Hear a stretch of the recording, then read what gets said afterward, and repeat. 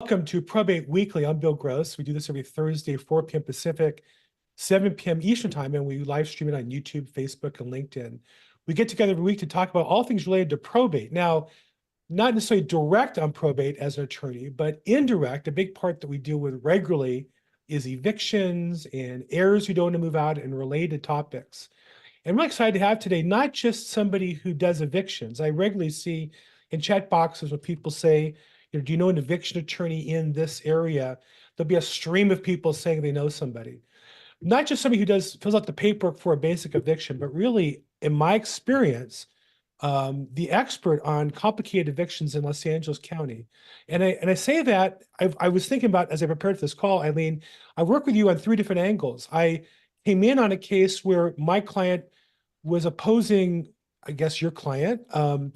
I think it was a partition action how it started, but it was related to a probate that I was involved with.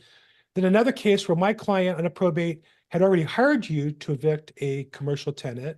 And then I've also worked with your firm. When I referred a client to you, you did a great job. And as a result, my client got satisfaction and I got paid as a real estate agent. So I've really worked with you on 3 different angles, not just filing basic papers, but in all 3 cases, pretty difficult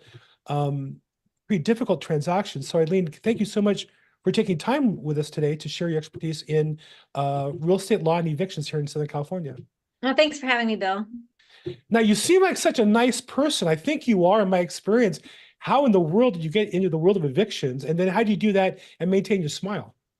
Well, I initially got in because for a short period of time, for about 5 years, I worked for a foreclosure defense firm. So we worked for like Fannie Mae, Freddie Mac, Ocwen, PennyMac, like all of those loan servicers in defending these cases that were trying to invalidate deeds of trust or stopping the foreclosure procedure. And those servicers would send the post-foreclosure evictions to the mills, but they were never really easy. They were always contested, and the mills couldn't really or didn't want to handle the contested matters. And so they would come through our office and I started doing them. But then really when I went out on my own, when I joined a networking group, it's the easiest thing for people to understand. People need evictions, they need to remove it. And at the time I did help tenants and landlords. I don't tend to do tenant work at all anymore just because of where my practice went, but it was easy to market. And then it just started like word of mouth. And then I had a property manager follow me out of a courtroom one day and say, "Who are you? Where do you work? I want you." And that's how I got the first property manager. And now we have dozens of property manager clients, and 75% of our revenue is on eviction work. Now, you mentioned that you don't do tenant work. And is that because of a business decision that you don't want to have conflicts, or is it just more efficient?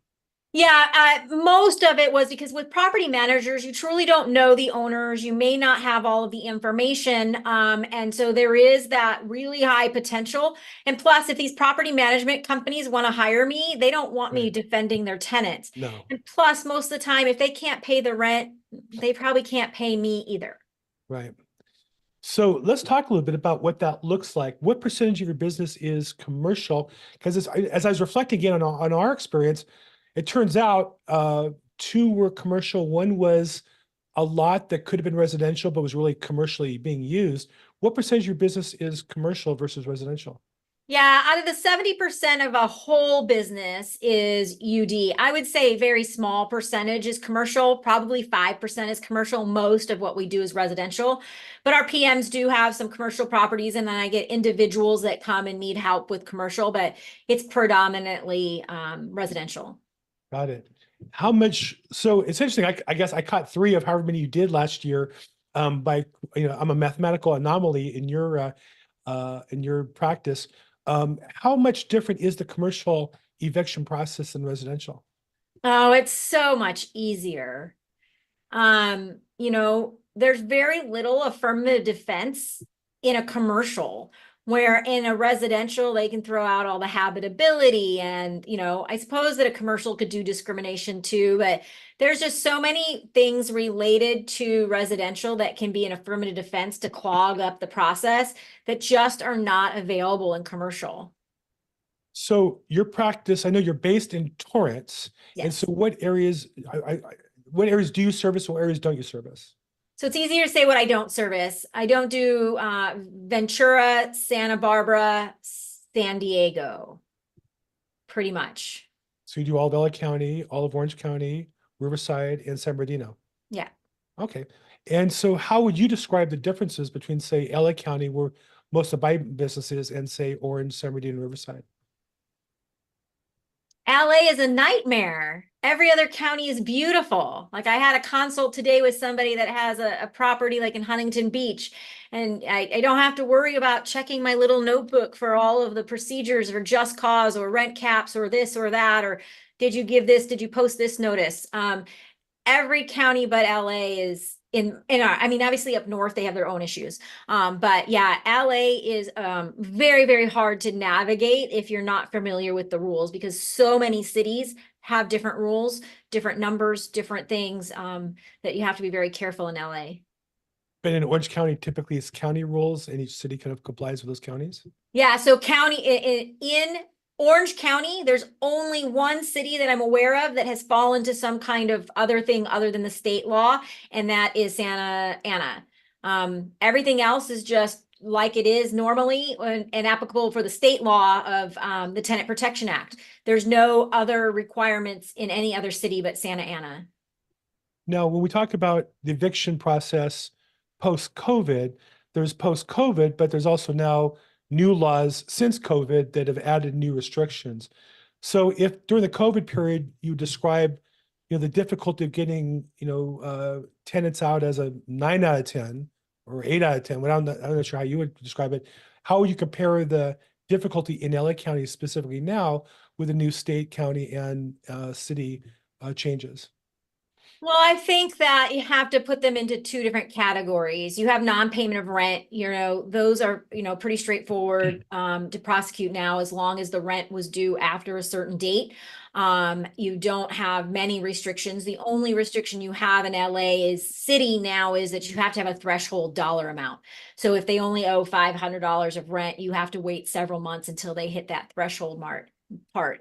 The other is just cause. So when you have somebody that is selling an estate property or a property in general, they want to be able to remove the tenant or the occupant to be able to sell it. In LA, that is extremely difficult. In LA City, that is even more difficult because of all of the just cause. Because under the city rules, there's like really only 4 ways you can terminate a tenancy. And when you're selling it, none of them are going to be applicable because there just isn't. It's owner occupancy or a substantial remodel are really the 2 that you may be able to use. But if you're just, trying to sell it as an asset in a state, you're not going to be able to do that. So it's extremely difficult to get somebody out if you don't have cause in LA County. Got it. Some quick housekeeping. We're really lucky today to have as our guest a woman who is an expert in real estate evictions here in Los Angeles County. Eileen Kendall. Kendall Law Firm is the firm. KendallLaw.net is the website. And there you can get information for contacting them and kind of an overview of their firm and what they do. And if you want to contact them, how to do all that. So thank you for Eileen being on our call today. This is Probate Weekly. When we're done today, you can continue the conversation on our Facebook group, Probate Weekly. We have over 3,600 members there. You can ask questions, look for referrals for agents out of state, attorneys out of state, as well as post your probate-related content. Love to have it on there to help you promote your business or promote ours. And then if you want more information about this program, Probate Weekly is the program. You can register. If you're watching this online, you want to get notifications, you can register at probateweekly.com, as well as a link to our podcasts and YouTube of the same thing. And then lastly, I have a real estate email marketing class because I think email is such an important tool for real estate agents. And if you're interested in that, just send me a text or email. I'll be more glad to give you the details. That's going to be on February 21st. Okay, so we got some good questions here already. I've been talking about you coming on to other clients of mine, and they either jumped on or they're asking questions. I think I just want to warn everybody. Eileen's great at answering questions, but she's not going to give you legal advice because she's not representing you as a result of these phone calls. So we're really talking more in general terms and such. So one question that comes up regularly as a real estate agent is when a property is foreclosed on, there might be either a tenant who has a lease that, was taken out before the foreclosure and would continue theoretically after. What's the effect on a lease agreement on a residential property when a property is foreclosed on? Yeah, it's been a long time, but if I remember, the process is once a foreclosure is complete, it's a 3-day/90-day notice. And I think there's certain steps that the tenant has to do, because sometimes, obviously, a foreclosing entity does not have the lease. They have to establish certain things with respect to being an actual lease. So it's kind of a process of unless they've changed it, it's a 30/90 days, or 3-day/90 days. Where the tenant is obligated to provide proof that there is a lease, otherwise, so is the burden on them to prove there's a lease? Or if they just orally say, hey, we've been here and here's canceled checks, does the court? So if I remember correctly, in a foreclosure process, if they can't establish they are an actual tenant, because like when I was doing that in my foreclosure defense firm, there was people that were illegal leases, like somebody on what was the I can't even think of the database that people used a lot of times. But if they can't establish they have a lease, they have to vacate in 3 days. If they establish they have a lease, they have 90 days to vacate. Oh, they have 90 days, so the lease doesn't survive past that time period. Not on a foreclosure. Oh, that's fascinating to know that. I didn't know that part. Oh, that's worth the price of admission today. Thank you so much. One of the questions asked is kind of pricing. So I think I know some of the answer here. So somebody who's interested in engaging your firm, unlike some other firms, you don't have a menu of services. You really start off, at least my experience with you is with a consult to see what the right procedures are. So to describe a little bit for somebody who's interested in retaining you, what does that process look like? Yeah, I think that it really depends. There's some people that can just, if it's a straight 3-day notice and there's no really things to dive into, they can just hire us and then it's on that structure. But typically it's a $240 for a half-hour consult where I get all the information, say whether or not this is something I can help with. I usually give okay, this is what we'll do. And then to move forward, we again, it depends on the file. So if it's an eviction, it's a $7,500 retainer. We bill hourly. It is refundable if it gets done early. It has to be replenished if it takes longer. But our hourly rates range from $250 for our paralegals. Our associates are $450, and when I'm working on a file, it's $495. And so the first step would be a consult. And I think this is the thing to me that kind of weeds out clients from tire kickers is I'll get prospects on the phone who ask me a lot of questions, and I'll say, well, I'm not an attorney. I know the basics, but I don't know the details here. That's why we have an expert. And $24 is enough, I think, to flesh out people. If they're talking about a house worth $500,000, $1 million, it's just part of the expense of owning a property. If they're not willing to pay that, they're probably not serious enough in doing business with you. So to me, it's enough to weed people out. It's not so much that should scare them off. And it's just interesting that my clients who move forward with you got what they wanted and then some. And the ones who didn't, I think to this day are still trying to do it on their own. And yeah, and you laugh and I laugh. That happens. But that means I don't get paid. I mean, it is funny, and I do feel you're like, I want to say the customer told you so, but they would also say, well, gee, I haven't sold the property, you haven't got paid either. And it's true that as an agent, my job is to bring the best resources to my clients, and that's why I do these interviews. I can send this interview to my client to say, this lady is not playing around. She's what you want on your team if you're going to do this kind of business. Mm-hmm. Okay, so can you sell? Next question I got from Matt Price, a regular. Hey, Matt, how you doing? Can you sell the property underneath the tenants, or is it locked in for the probate in those areas? So I'm not sure I understand your question exactly. I've sold property with tenants who were subject to being evicted, and the buyer just assumed that risk. Is that what you're talking about? Yeah, the issue that we have is we often see people who are squatters coming in.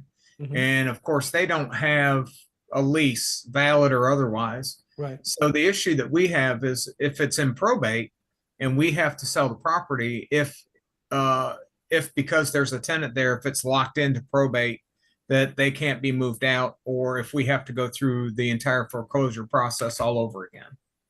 Okay, I so can just one piece of warning, Elaine, is Matt's not in California, just for starters. Okay, So, and that's what I was gonna say. I know that you have people that are from different jurisdictions. I only practice in California. I can only give advice as to California. So for anybody else that's listening and may have things, there is a very different distinction between a squatter and a tenant. In California, specifically in Los Angeles County, there are very different rights associated with a tenant versus a squatter. Depends really on, a squatter is somebody that has entered without authority, broken in at night, something like that. I handle lots of those. The notice requirements are very different, and they're in LA or California in general. Usually I have fiduciaries that hire me to be able to remove these types of squatters prior to a asset being sold. And I guess it depends in your state. If somebody has full authority to administer the estate in any which way, they don't have to get court approval. They're just processing it and getting people out so that they can sell the asset. Because typically in California, the biggest part of an estate is the property, and they have to sell it to divide it among the heirs. Right now, and I just asked the question in general because what generally happens is, as soon as the ambulance pulls away, and the family has nothing to do with the property anymore, it's usually when they go rushing in. So, and it's common around here for us to find people who shouldn't be there. yeah. I had one a couple of years ago where the guy across the street, I think the guy maybe had a heart attack or something, and literally while the body was still there, took the keys from the guy, and moved in and tried to say adverse possession for the home and trying to make claims to it. I've seen it all, but yeah, we have a lot of that where family members, I had one where there was a forged deed. We had to get the deed determined to be a forge, and then had to remove them. And then they were trying to get a life estate and all. I mean, yeah, we've seen it all, but as long as you have the right person that knows what they're doing, they should be able to remove them. It just sometimes takes a lot longer than you ever wanted it to, but I don't think there's been any circumstance, maybe once, that I didn't remove somebody.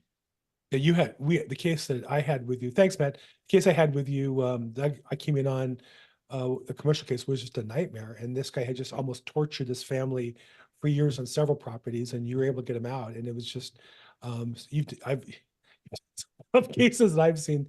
So I think you mentioned two categories. You have tenants, which is one category, squatters, which are just people who rush into the property. And because we deal in probate, there's a third category, which would be people who maybe were allowed in by the decedent. Maybe they were a girlfriend or nurse or caregiver or child. They were allowed in the property for at the time, but they don't own the property, and they're not going to own the entire property. I guess I would refer them as an occupant. And that's one of the areas I want to talk to you about, because, I find that customers, when you don't know, you don't have confidence. And that's why I urge them to talk to you, because once they realize it's not really that hard to get those people out, because especially if they're an heir, Lisa, one of the things that I think you taught me on a prior call was really you can end up charging back those expenses to their share of the estate. So you have some leverage with them to get them out. Can you talk a little bit about the process of getting out a occupant who might be there legally initially, and also might be an heir on the estate?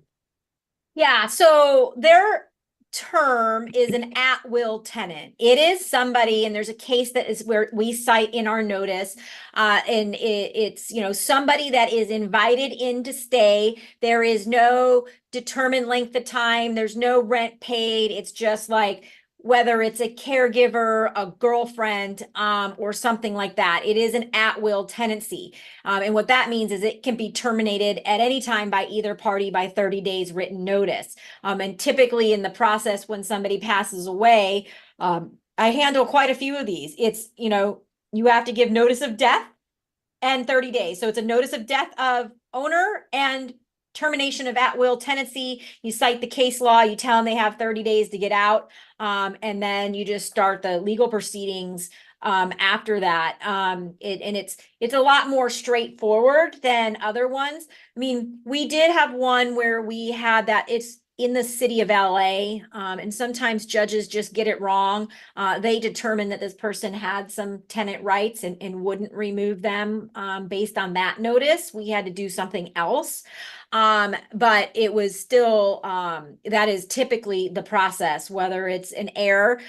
The other types of cases where you have an heir in situations is, I had one that was the sole heir was a drug addict. He was using the house to make meth and had people coming in, out on all the time. And they needed to sell the asset to be able to care for him because it was a special needs trust. We tried to work with him, and we had not a caregiver, but somebody, like, look, we will pay the trustee has an obligation. We will pay the security deposit in the new place. We'll pay the rent. You need to move out. But to care for him for the rest of his life, they needed to sell the asset. But we had to do an eviction, and we did it on a 3-day notice to quit because of the illegal activity. So there is other options depending on the facts of the case, but that one was a little bit different. That he was an heir. He was the mom and dad were dead, and now he was staying, but we had cause because of the drug activity. One of my regular and clients and good friends involved in tenant actions has a question on YouTube. If you're watching on live streams, you put questions in there. I can follow them as well. A case where there's a squatter, but the squatter leaves for whatever reason. I had one once where they were in jail. They squat, they're in jail, and they want to come back. Are you able to, if they're squatting and they leave, retake possession of the property, change the locks, secure their property, and lock them out? Or is that a problem and you still need to evict them when they come back? Well, I think that it really depends. If it's really like they have established a home, it's just typically not the case. If it's like a trashed place and they're, I had one out in Riverside that, they were jimmying the wiring and had a generator and laying on a sleeping bag. I think that if you can establish that there's nobody there and there hasn't been any there in a long time and they have absolutely no legal right to being there, it's dicey. But if that they're not there anymore, I mean, think that they're going to come back and yell and scream. But if you have to secure the property, that's your obligation as a fiduciary, a trustee, and whatever administrator of an estate or an owner is. You've got to secure the property, and usually in those situations the property is not in a good condition and it's something that is kind of more trashed, is at least secure it, change the locks, and then if they come and try to assert some right, then call counsel and try to deal with it at that point. Every owner in that kind of circumstance that I talk to is afraid that they're going to get sued back. Yes, that's why I said it's a dicey thing to lock somebody out. Is it realistic? Does that happen? Do owners get sued back regularly and are liable or found liable in cases? I've never had a circumstance where a squatter moved out and then it was a matter of resecuring the property, because then they would never have reached out to me. I'm always having to remove them. So I don't know what the statistics on that would be. Okay.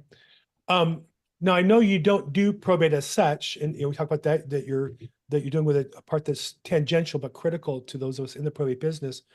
One thing that I found with other attorneys is that as long as we can document the actual costs that what was the term you used for a at-will tenant who overstays their welcome, an heir, let's say, who doesn't have the right to stay there but stays and forces legal action, is that we can count the costs of lost rent, legal fees, and such, and then when it comes time to distribute the inheritance, to deduct that from their portion of it. And oftentimes, just the itemization of that and presentation to them will cause them to realize they're going to end up spending all that money for no reason.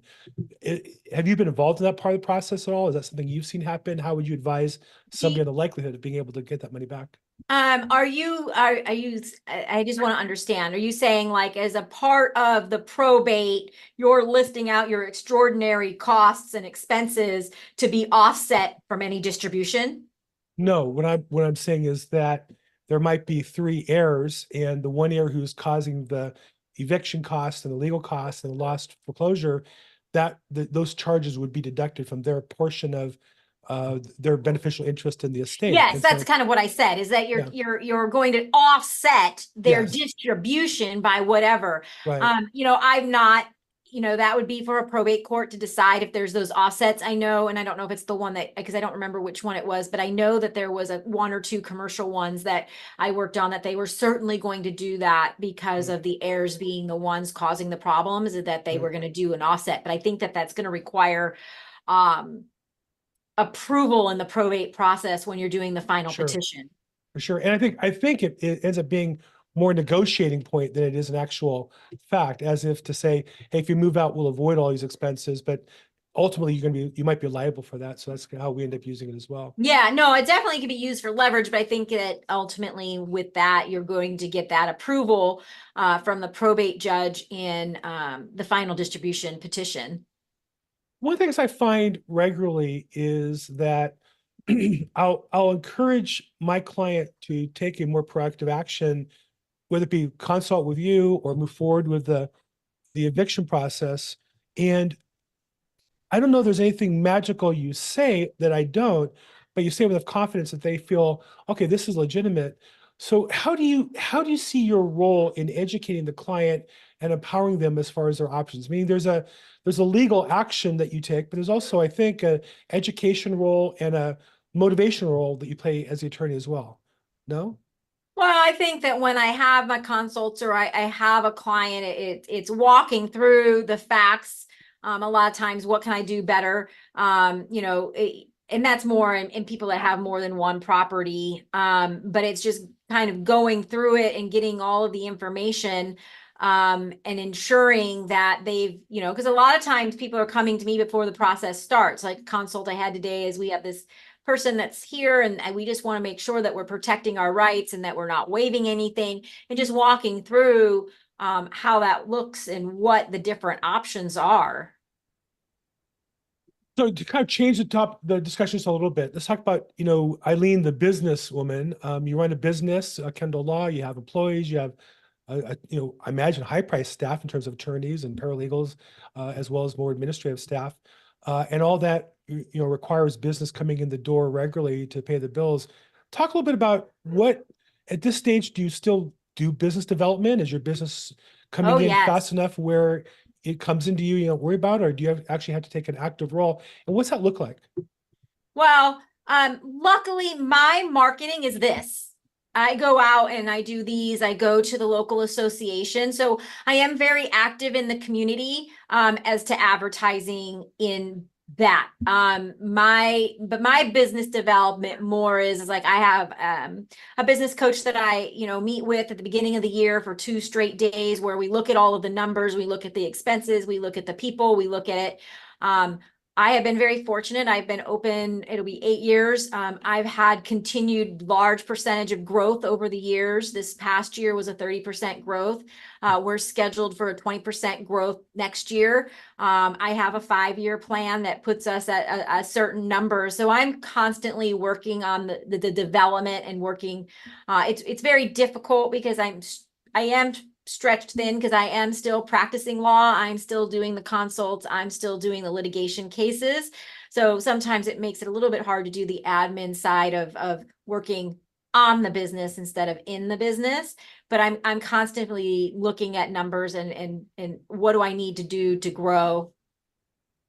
So how do you manage that? Do you have a set amount of time that you do on both those sides of the business, or do you? I'm trying. It's not always a perfect world, but I set aside focus time. Like the other day, I set aside 2 hours to work on. We're hiring a case manager, and I needed to get that role outlined of what we would be doing with that role. And I set aside the 2 hours. So every week, my whole team is supposed to be doing it. Is in general. Is something I started with the whole team. Is every Friday we look at the calendar, we determine our focus time, and every day we have a daily huddle, giving something positive. In your focus time, what are you going to complete today? Did you complete the 3 things that you wanted to do in your focus time yesterday? And if not, what the barriers are. And so every week I look at the calendar and, when I have certain things, my weeks fluctuate because the second week or the third week of the month, I had 5 speaking engagements. So there was no Wow. focus time. So it just really depends on a week to week. But yes, I'm setting aside, like I don't take any appointments on Mondays and Fridays because those are the days that I'm, getting ready, doing a lot of my manager meetings. On Fridays, all just getting, situated for the following week. And then I fit things in. What percentage of your staff is working in the office? Obviously, people go to court and deliver documents and such, but basically, 100%. yeah. And so how important is that for you as far as building your team and your culture? I think for I've tried once having a hybrid a remote paralegal and it lasted about a week.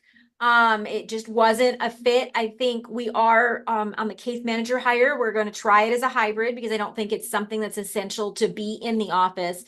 But I think as an attorney and the legal team and the paralegals that are working on the day-to-day paperwork, especially in the eviction side, there's so many papers that need to be reviewed and signed that it just to me doesn't make sense. I think it's super important.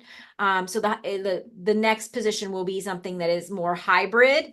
Because eventually I'm going to run out of real estate. I mean, I have enough space for so many people, but our parking lot's getting full. So I've got to think of ways to be flexible.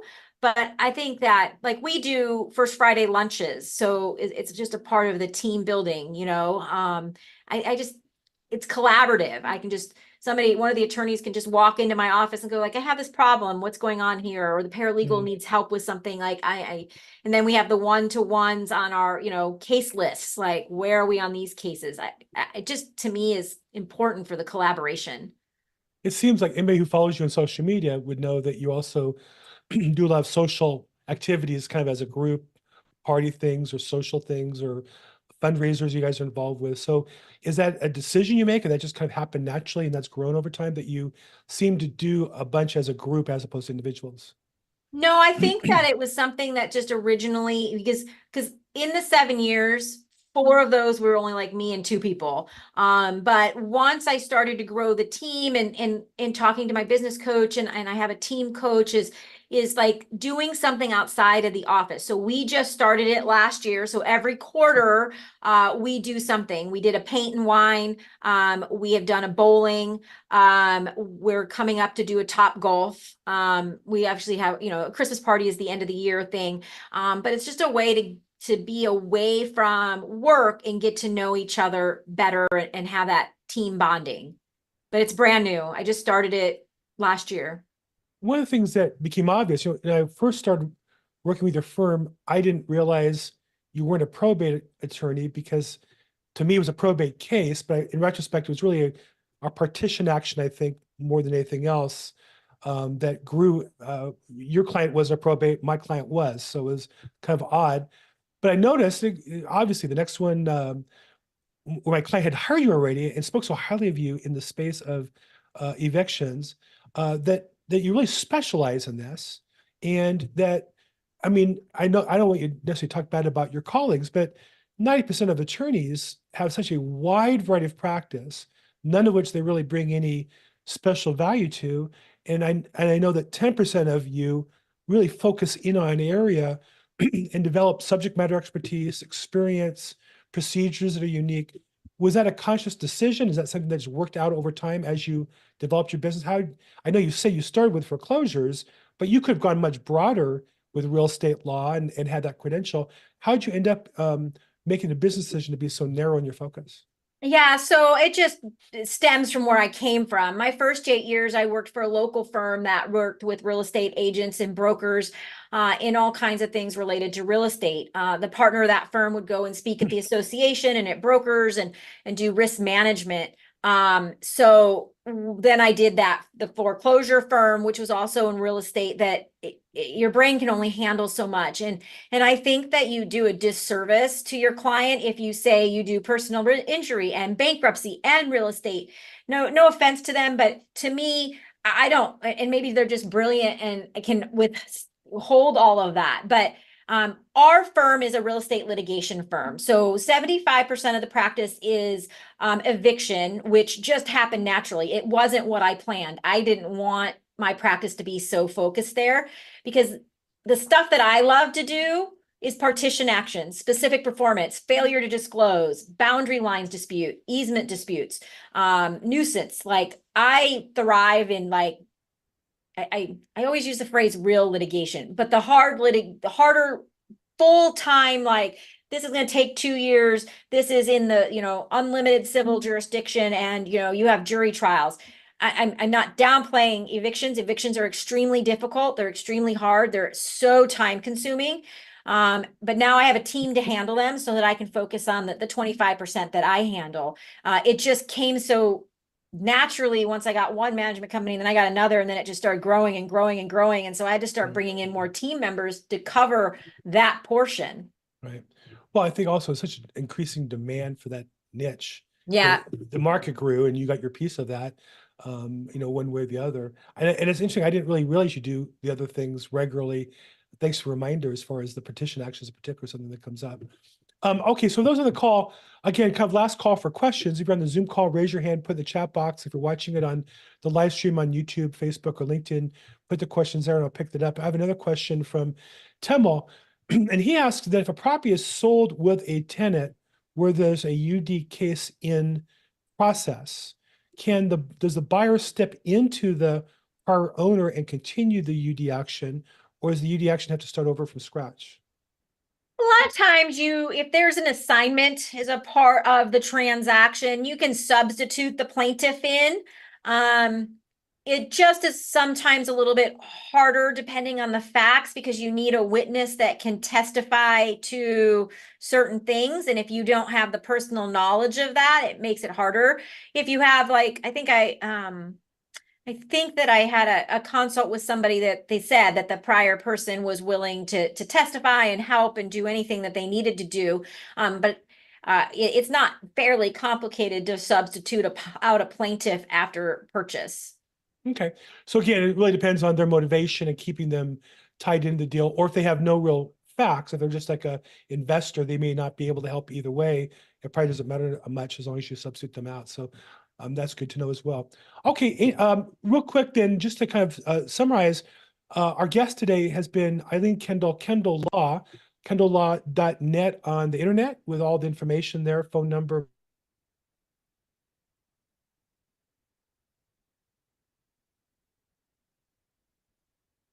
Uh-oh. Oh, I muted myself. How did that happen?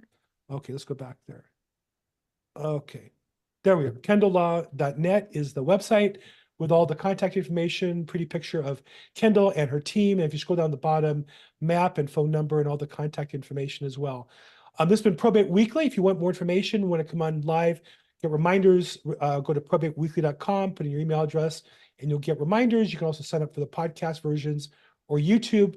Continue the conversation on Facebook, on our Facebook group, which is a good place to ask questions for referrals, out-of-state attorneys, out-of-state real estate agents, as well as putting your probate-related content. Love to have you there as well. And then, let's see, the last couple of questions I see here online. Let's see if we can pick those up while we're here. Vacant properties are listed with a broker. Should agents now report the house vacant to the police station and put a no trespassing sign? Interesting. So are there any, I guess the question being asked is, are there any precautions one can take when you have a vacant property? I now get customers regularly asking me not to post the property, a sign on the property, because that is an invitation to squatters. What do you recommend, if anything, to property management as far as best practices? Property managers usually are going to be buildings with multiple and managers who are on site as opposed to single family homes. So what would you recommend to a single family agent? Putting a sign on, not putting a sign on? Can you report to the police if the property is vacant? Is there anything else that can be done? Yeah, I think if you can report it and let your local police know that it's vacant and to keep an eye out on it. I mean, yeah, I think that if you put a trespassing sign on it, or do something that really shows that it's vacant, I would say that you leave a light on, keep the power on, and leave a light on, and make sure that somebody's driving by the property at least once a month. Make sure that all the windows are secured, that you've changed the locks, like definitely changing the locks so that somebody else had a key from a prior being there, that you do that. And really that's it. You could even, because there is nobody there is you could even put a Ring camera on just at least the door, or have a Ring doorbell installed so that you can be able to see that. I mean, we have on ours, we just made our secure building because for the first time we had irate tenants come to our office. So now we have a secured, and it's a thumbprint. And if you ring the doorbell, you can see activity and you can see people coming in and out. So you can see that. So, and I think that wasn't but a couple $100. So there's things like that nowadays, then you can have that. So inexpensive. You know, we had a Ring to our house as well. And as a listing agent, I think those are some of the things we have to offer our clients is checking, like Eileen just gave you a good checklist. You know, checking the property regularly, checking the windows and doors, changing the locks, installing Wi-Fi and a Ring system is just, you know, it's so inexpensive. Once somebody breaks in, you're talking about tens of thousands of dollars, perhaps in damage and legal fees. So it's much cheaper to be preventative than to respond afterwards. Okay, I think we covered all the questions. And I guess just kind of as a wrap up, you obviously, you know, primarily I think are working with property management and investors and such, but along the way, I know you deal with real estate agents, me being one of them. What are some of the best practices you've seen agents that, you know, get your attention that you're impressed with? And what are some of the mistakes you see real estate agents make looking to get more business that they should avoid? Well, I think that the thing that the two things I've seen recently, although, you know, when I go and talk to agents, I don't see like whether they're just embarrassed to raise their hand or not. One of the things that I saw pretty regularly for a big period of time is when you're doing the disclosures in leases, that you may be giving the disclosure, but you're not checking the right box.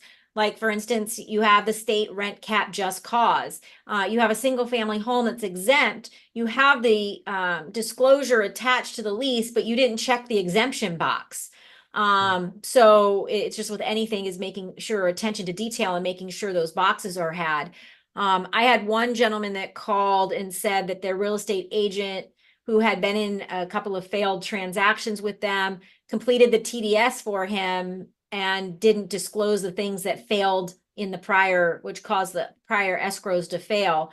I didn't take the case just because of some connections. So it didn't get fleshed out. And so I don't know if it's true. So just making sure that you're not completing paperwork for your client that you shouldn't, and truly making sure that you're just doing every disclosure, anything that may be coming through that to you. I always say, you know, if you think about it for 1 second about whether or not I should disclose it, that is something you should disclose because it caught your attention enough for you to think about, should I or should I not disclose it? You make such a great point. I think sometimes as realtors, we can think of, and I know I fall back in the trap when I get lazy, which is, all the paperwork, all the disclosures, all the forms, but they're really meant to protect our client and protect us as agents. And so to take the extra time to fill them out properly or to encourage our clients to fill them out properly and not do it for them is going to save us a lot down the road. So thanks for a reminder on that subject as well. Well, Eileen, look, it's always a pleasure to talk to you. I enjoy following you on social media as well, but it's a pleasure to learn from you. I appreciate being on the call regularly.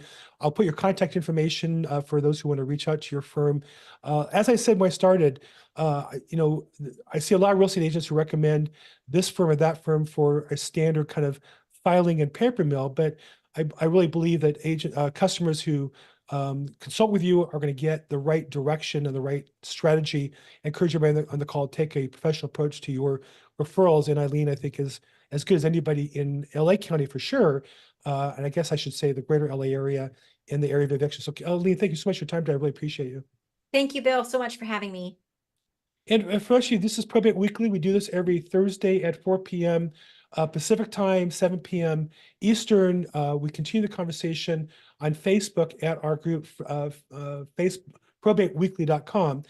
And I encourage you all, for real estate agents, to post your probate-related content here if you want to get more views and share the information with other people, get feedback from agents on your videos or your content. We love to share that information and help each other grow our businesses. That's kind of what I do. And I know Courtney Rollins, for one, has really built a YouTube channel. We've helped him do that as well.